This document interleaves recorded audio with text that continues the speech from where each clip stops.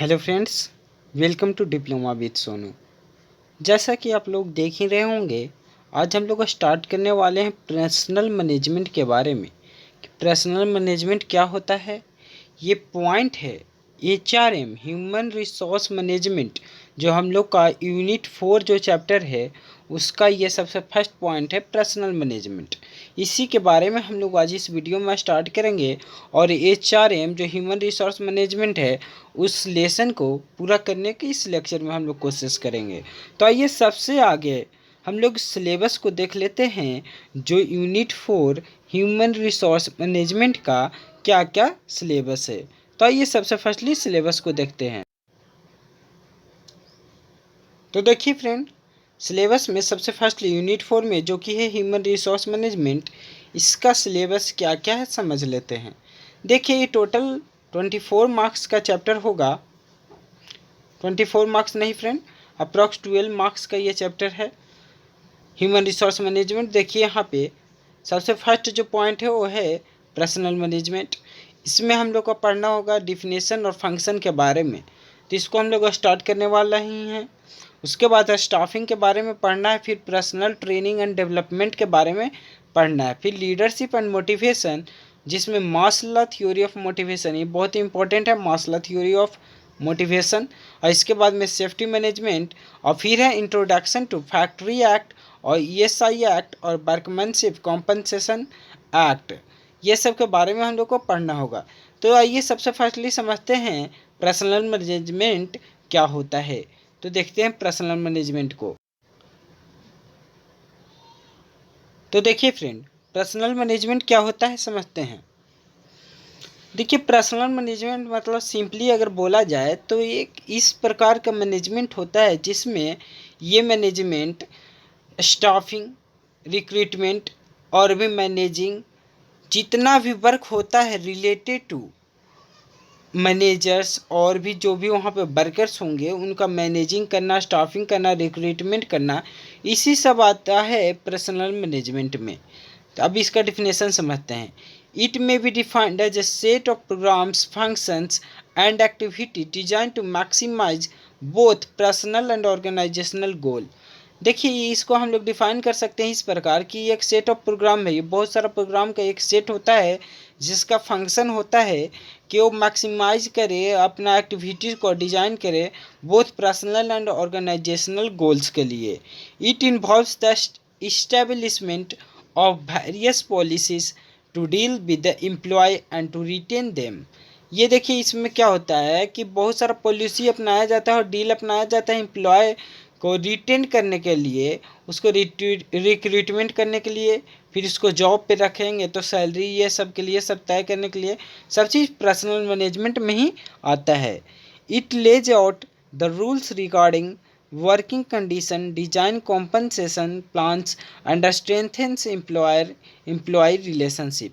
ये देखिए रूल, ये बहुत सारे रूल भी निकालता है, जैसे वर्किंग कंडीशन के लिए कि कितना आवर वर्क करना है, फिर डिजाइन कॉम्पनसेशन प्लान्स के लिए, और कैसे एम्प्लॉय और एम्प्लॉयर के बीच का रिलेशन बनाएं, ये सब के लिए भी ये बहुत सारा लॉ को निकालता है, रूल को निकालता है। तो इसी को हम लोग क्या बोलते हैं, पर्सनल मैनेजमेंट बोलते हैं। इसके बाद हम लोग को पढ़ना है फंक्शन ऑफ पर्सनल मैनेजमेंट। ठीक है, फंक्शन ऑफ पर्सनल मैनेजमेंट के बारे में हम लोग को पढ़ना है। तो आइए समझते हैं फंक्शन ऑफ पर्सनल मैनेजमेंट को। तो देखिए friend, function of personal management को मिनिमम 2 कैटेगरी में डिवाइड किया जाता है। एक होता है मैनेजरिकल फंक्शन और सेकंड होता है ऑपरेटिव फंक्शन। ठीक है फ्रेंड, एक है मैनेजरिकल, हम यहाँ पे आपको लिख के भी बता दे रहे हैं अगर ठीक से नहीं आपको दिख रहा होगा। मैनेजरिकल फंक्शन, फिर होता है ऑपरेटिव फंक्शन, ऑपरेटिव। ठीक है फिर, तो 2 टाइप के यहाँ फंक्शन में डिवाइड करते हैं पर्सनल मैनेजमेंट को। एक होता है मैनेजरिकल फंक्शन और उसके बाद है ऑपरेटिव फंक्शन। तो देखिए, मैनेजरिकल फंक्शन में, जो मैनेजरिकल फंक्शन मतलब बोलने का मतलब क्या है, इसमें प्लानिंग होगा, ऑर्गेनाइजिंग होगा, डायरेक्टिंग होगा और कंट्रोलिंग होगा। ये चार होता है। मैनेजरिकल फंक्शन में चार चीज़: प्लानिंग, ऑर्गेनाइजिंग, डायरेक्टिंग, कंट्रोलिंग। इसके बाद बात आता है ऑपरेटिव फंक्शन में। तो देखिए ऑपरेटिव फंक्शन में हम लोग जब डिवाइड करते हैं इसको ऑपरेटिव फंक्शन का, तो सबसे आगे आता है बात प्रोक्यूरमेंट, इससे फिर डिवाइड होता है डेवलपमेंट, कॉम्पनसेशन, इंटीग्रेशन और मेंटेनेंस। देखिए मैनेजरिकल फंक्शन में डिवाइड इस चलते किया कि planning, organising, staffing and managing वहाँ सब साइड हो गया उधर। उसके बाद इधर जो भी बच गया ऑपरेटिंग फंक्शनिंग में, तो इसमें कैसे ऑपरेट करवाया जाता है ये सब आ गया ऑपरेटिंग फंक्शनिंग में। इसमें सबसे आगे देखिए प्रोक्यूरमेंट। प्रोक्यूरमेंट मतलब यहाँ पे बोल सकते हैं रिक्वायरमेंट। देखिए रिक्रूटमेंट, तो इसमें job analysis, human resource planning आता है। फिर आता है रिक्रूटमेंट, जो बात बोल रहे थे रिक्रूटमेंट मतलब जॉब पे रखने के लिए, उसी को यहाँ पे रिक्रूटमेंट कैसे बता रहा है। फिर आता है सिलेक्शन, फिर आता है प्लेसमेंट उसका कि जॉब पे रखना है, नहीं रखना है, प्लेसमेंट हो जाएगा तो उसके बाद सिलेक्शन हो जाता है। फिर इंडक्शन, ट्रांसफ़र, प्रमोशन, ये सब आते हैं प्रोक्यूरमेंट में। फिर आता है डेवलपमेंट। डेवलपमेंट कैसे होता है, तो परफॉर्मेंस अप्राइजल, किसका कितना परफॉर्मेंस अच्छा है कि किसका ख़राब है, किसको डिमोशन करना है, किसको प्रमोशन करना है, इस रूप में। फिर आता है ट्रेनिंग, उसको ट्रेन करना। फिर एग्जीक्यूटिव डेवलपमेंट, फिर कैरियर प्लानिंग एंड डेवलपमेंट। उसके बाद में कॉम्पनसेशन, कॉम्पनसेशन में जॉब इवैल्यूएशन, वेजेंट एंड सैलरी एडमिनिस्ट्रेशन, इसमें ही सैलरी डिसाइड होता है कि कितना किसको पैसा मिलेगा। ठीक है। उसके बाद में आता है बोनस। बोनस मतलब पर ईयर या कोई फेस्टिवल पे बोनस जो मिलता है गिफ्ट के रूप में, तो बोनस। फिर पायोरल, ठीक है, पेरोल। और उसके बाद इंटीग्रेशन, इंटीग्रेशन में मोटिवेशन, हम कैसे मोटिवेट करें अपने वर्कर को। फिर जॉब सेटिस्फैक्शन, ये सब आता है पर्सनल मैनेजमेंट में।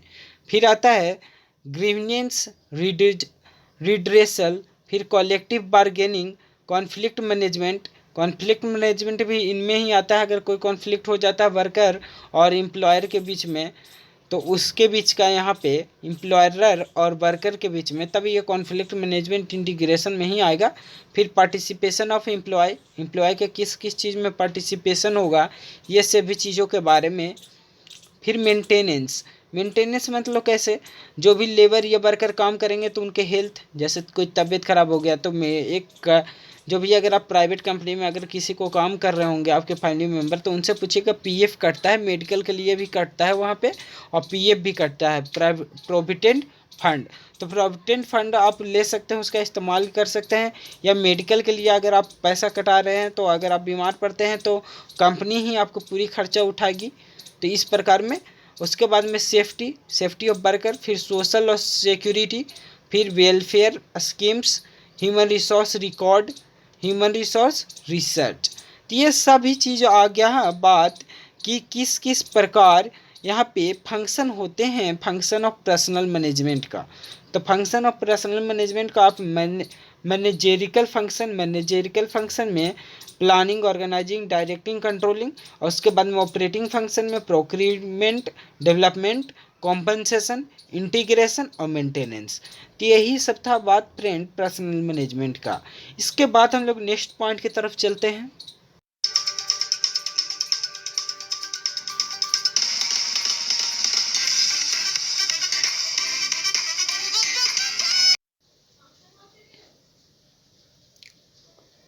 देखिए फ्रेंड, इसके बाद नेक्स्ट पॉइंट हम लोग का स्टाफिंग के बारे में है। सबसे आगे हम लोग समझते हैं कि स्टाफिंग क्या होता है। तो देखिए staffing definition ACC to MC Farland के द्वारा दिया गया है। इनके अनुसार क्या है, staffing is the function by which managers build an organisation through the recruitment, selection and development of individuals as capable employees. देखिए एम्प्लॉयज़, स्टाफिंग क्या है, तो स्टाफिंग एक फंक्शन होता है मैनेजर्स का, जो मैनेजर्स क्या करते हैं, बिल्ड करते हैं किसी ऑर्गेनाइजेशन को, तो उसी का एक फंक्शन होता है और स्टाफिंग। इसमें क्या होता है कि इसमें रिक्रूटमेंट होता है, किसी को जॉब पे रखा जाता है, सिलेक्शन और development of individual as capable employees, जो भी वहाँ पे सक्षम एम्प्लॉयज़ हैं उनको रिक्रूटमेंट किया जाता है, उनको वहाँ पे सिलेक्शन किया जाता है और अपना ऑर्गेनाइजेशन को बनाया जाता है। अकॉर्डिंग टू नॉज और ओ डॉनेल the managerial function of staffing is defined as filling position in the organization structure through identifying workforce requirements, inventorying the people available, recruitment, selection, placement, promotion, appraisal, compensation and training of needed people।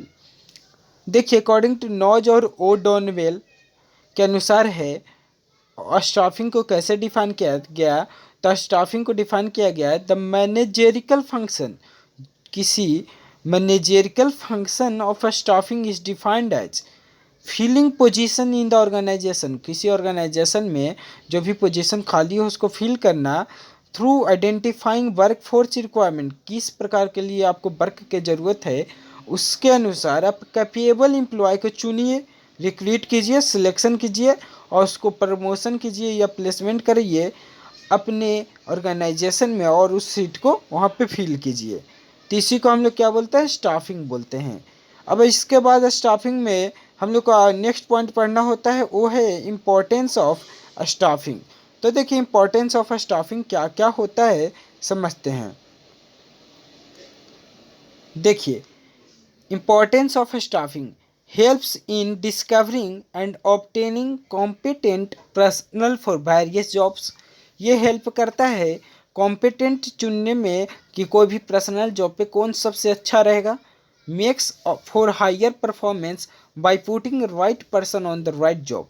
देखिए अगर staffing हम लोग अच्छा से करें, अगर जो आदमी को अच्छे से स्किलफुल आदमी को हम लोग चुने, एक्सपीरियंस आदमी को चुने, तो क्या करेगा हम लोग का ऑर्गेनाइजेशन को और बढ़ाएगा। किस प्रकार में बढ़ाएगा, क्योंकि वो आगे से ही उसको एक्सपीरियंस है। ठीक है, तो इस प्रकार में bye putting right person on the right job हम लोग अपने ऑर्गेनाइजेशन को इंक्रीज कर सकते हैं और भी बढ़ा सकते हैं, उसका परफॉर्मेंस को हाई कर सकते हैं। Ensure the continuous survival and growth of the enterprise through the succession planning for managers. हर एक प्लान बनाए मैनेजर्स के लिए तो हम लोग को और भी ज़्यादा ग्रोथ होगा। कंटिन्यूअस अगर सर्वाइवल हम लोग रखें, कंटिन्यूअस मतलब मैनेजर्स पे ध्यान देते रहें तो हम लोग और भी अच्छा से क्या करेंगे, ऑर्गेनाइजेशन को बढ़ा सकते हैं। इसके बाद नेक्स्ट पॉइंट को हम लोग देखते हैं। देखिए फ्रेंड इसके बाद हम लोग को नेक्स्ट पॉइंट पढ़ना है ह्यूमन रिसोर्स प्लानिंग के बारे में। लेकिन उससे पहले इंट्रोडक्शन टू एचआर के बारे में हम लोग थोड़ा सा पढ़ लेते हैं। ह्यूमन रिसोर्स मैनेजमेंट के बारे में थोड़ा सा और भी अच्छे से हम लोग को समझ में आएगा। नेक्स्ट पॉइंट इस चलते हम लोग एचआरएम को थोड़ा सा और भी अच्छा से क्लियर करते हैं। देखिए according to Michael Jucius human resource management is that field of management which has to do with planning, organizing, controlling various operative activities of procuring, developing and maintaining and utilizing a labor force in order that the objective and interest for which company is established are attained as effectively and economically as possible, and the objective and interest of all levels of personnel and community are served to the highest degree। देखिए human resource management क्या है, तो Michael GCS के अनुसार human resource management को define इस प्रकार किया गया कि ह्यूमन रिसोर्स मैनेजमेंट क्या है, तो हम लोग कैसे प्लान करें, कैसे ऑर्गेनाइज करें, कैसे कंट्रोल करें अपने वेरियस जो भी एक्टिविटी जो भी कंपनी में हो रहा है, ऑर्गेनाइजेशन में हो रहा है, तो उसको लिए तो इसी को हम लोग बोलते हैं human resource management. Human resource management मतलब सिंपली जो भी हम लोग एम्प्लॉय को अपने कंपनी में रखने वाले हैं, उसका सिलेक्शन करने वाले हैं, रिक्रूटमेंट करने वाले हैं, तो उसको हम लोग कैसे डेवलप करें, किस प्रकार में जो भी कंपनी में काम कर रहे हैं पहले से ही, तो उसको कैसे प्रमोट करें अपने हायर पोस्ट पे, स्किलफुल पर्सन को कैसे पहुंचाएं कि हम लोग को ऑर्गेनाइजेशन और भी क्या हो कि उसका परफॉर्मेंस इंक्रीज हो। तो इसी को हम लोग क्या बोलते हैं, ह्यूमन रिसोर्स मैनेजमेंट के रूप में जानते हैं। तो एक ही डिफिनेशन मिनिमम पढ़ेंगे, ज़्यादा बाद में हम लोग अच्छे से क्लियर करेंगे। फंक्शन एक बार देख लेते हैं। देखिए function of human resource management, HRM का फंक्शन क्या होता है। एचआरएम का फंक्शन इंपॉर्टेंट है फ्रेंड, ध्यान दीजिएगा। ह्यूमन रिसोर्स मैनेजमेंट का फंक्शन इंपॉर्टेंट है। आइडेंटिफाइंग एंड डेवलपिंग पर्सन, कोई भी एक पर्सन को आइडेंटिफाई करना कि वो उसका स्किल क्या है, वो एक्सपीरियंस है कि नहीं, उसका डिग्री क्या है, और उसके बाद उसका डेवलपमेंट करना। रिटेनिंग सुटेबल पर्सन को रिटेन करना, उसी जॉब पे रखना। क्रिएटिंग वर्क कल्चर बनाना, माहौल तैयार करना कि मोटिवेट करना सभी को और अपने काम को और भी इंक्रीज करवाना। मोटिवेशन सबसे ज़्यादा इंपॉर्टेंट होता है फ्रेंड, कोई भी जॉब करने में या कुछ भी काम आप करिए। जैसे आप पढ़ाई ही क्यों नहीं कर रहे हो, तो जैसे पढ़ाई करिएगा तो आपको यहाँ पे मोटिवेशन का ज़रूरत पड़ता है। तो मोटिवेशन देखने के लिए कोई को क्या करते हैं कि वीडियो देखते हैं, कोई कोई अपने माइंड में ही उनका इतना ज़्यादा मोटिवेशन होता है कि वो वीडियो भी नहीं देखेंगे और अपने आप में मोटिवेटेड होते हैं एनी टाइम। तो इस प्रकार में किसी भी वर्क करेगा तो उसको मोटिवेशन का ज़रूरत पड़ता है। तो इस प्रकार में क्रिएटिंग वर्क कल्चर, तो वर्क कल्चर बनाने के लिए उसके बाद में एजुकेटिंग मैनेजरिकल पर्सनल, एजुकेटिंग मतलब और भी जो भी मैनेजरिकल पर्सनल के लिए और भी हम लोग किस प्रकार में, कभी कभी देखिएगा कि कंपनी में क्या अप्रेंटिस के जॉब आया है। तो अप्रेंटिस के जॉब आने का मतलब क्या है, कंपनी आपको स्किलफुल बना रही है, ठीक है, आपको एक्सपीरियंस दिला रही है। अप्रेंटिस अप्रेंटिस का जॉब मतलब आपको कंपनी वहाँ पर स्किलफुल बना रही है, ठीक है। कंडक्टिंग रिसर्च को कंडक्ट करना। फिर आता है डेवलपिंग कम्युनिकेशन सिस्टम को बनाना। कम्युनिकेशन सिस्टम को बनाने के लिए इसलिए ज़रूरत पड़ता है ताकि जो भी एम्प्लॉयर मतलब जो भी हायर पोस्ट पे है, जैसे मानिए कि मैनेजर, ठीक है, मैनेजर फर्स्ट में मानते हैं मैनेजर को, इसके नीचे मानते हैं कोई एक वर्कर है, मैनेजर है, इसके नीचे मानिए कोई एक वर्कर, ठीक है, वर्कर। तो ये दोनों के बीच में कैसे रिलेशन को सही करा जाए, रिलेशन सही करने के पीछे रीज़न क्या है कि ये दोनों कैसे मिलजुल कर काम करें कि हम लोग को कंपनी और अच्छे से इंक्रीज हो, अच्छे से उसमें परफॉर्मेंस इंक्रीज हो। तो इसको करने के लिए ही क्या होता है कि वहाँ पे कम्युनिकेशन सिस्टम को बनाया जाता है ताकि जो भी वहाँ पे कंपनी मेंबर हों उनमें अच्छे से क्या हो कि उनमें रिलेशन हो सके, बन सके, वो लोग अच्छे से अपने आसपास में माहौल बना सके, बातचीत बना सके। कभी कभी क्या होता है, यही चीज़ सही नहीं होता है तो कंपनी क्या हो जाता है, डूब जाता है। किस प्रकार डूबता है जो समझते हैं एक बार देखिए। वर्कर मैनेजर कोई हुआ, मैनेजर क्या किया कि एक अपना ऑर्डर किया कि अब वर्कर को ये काम करना है। वर्कर मान लिया कि हम नहीं करेंगे, धरना पर चल गया, स्ट्राइक कर दिया, ये सब काम कर दिया। तो इस प्रकार में क्या होगा कि वहाँ पे कंपनी के लॉसेस हो गए। लॉसेस के कारण ही कंपनी क्या हो जाती है, कभी कभी घाटा में चली जाती है, जिससे क्या हो जाती है, कंपनी बर्बाद हो जाती है। तो इसी प्रकार में तो फंक्शन ऑफ एचआरएम आप समझ गए होंगे कि किस लिए इम्पोर्टेंट है, ठीक है, ह्यूमन रिसोर्स मैनेजमेंट का। अब इसके बाद बात आता है ह्यूमन रिसोर्स प्लानिंग। मेनली हम लोग को यही पढ़ना है ह्यूमन रिसोर्स प्लानिंग के बारे में, ठीक है। तो ह्यूमन रिसोर्स प्लानिंग हम लोग देखते हैं, it is process by which an organization ensures that it has the right number and kind of people at the right place at the right time and capable of effectively and efficiently completing those tasks that help the organization achieve its overall objective। देखिए human resource planning क्या होता है कि human resource planning में ये एक process होता है जिसमें किसी ऑर्गेनाइजेशन में जो भी सीट खाली है, ठीक है, उसको फिल करना, या उसी सीट जो भी सीट का वहाँ पे ज़रूरत है, जिस आदमी का ज़रूरत है, जिस वहाँ पे वर्कर का ज़रूरत है, उसको वही सीट पे रिटेन करना इस प्रकार में ताकि वो कंपनी को परफॉर्मेंस को इंक्रीज करे, ठीक है। जैसे राइट पीपुल को राइट प्लेस पे राइट टाइम पे राइट एक्सपीरियंस के साथ फिल करना किसी जॉब पे, तो उसी टाइप में ह्यूमन रिसोर्स मैनेजमेंट काम करती है कि किस प्रकार में कंपनी का परफॉर्मेंस को इंक्रीज करें। हम लोग क्या करें, तो हम लोग क्या करेंगे कंपनी का परफॉर्मेंस को इंक्रीज करने के लिए किसी भी जो भी वहाँ पे कंपनी में जो भी जॉब खाली होगा उस पर हम लोग स्किलफुल लेबर को वहाँ पे फिल करेंगे, एक्सपीरियंस लेबर को फिल करेंगे, एक्सपीरियंस पर्सन को वहाँ पे बैठाएंगे, जिससे क्या होगा कंपनी और भी इंक्रीज करेगी, कंपनी वहाँ पे परफॉर्मेंस इंक्रीज करेगी।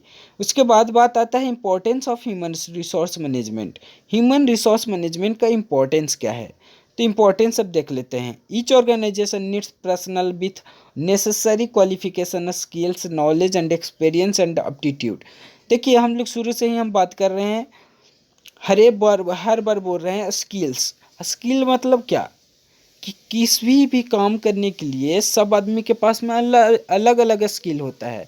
जैसे आप पढ़ रहे हैं, ठीक है, तो आप में कुछ अलग स्किल है।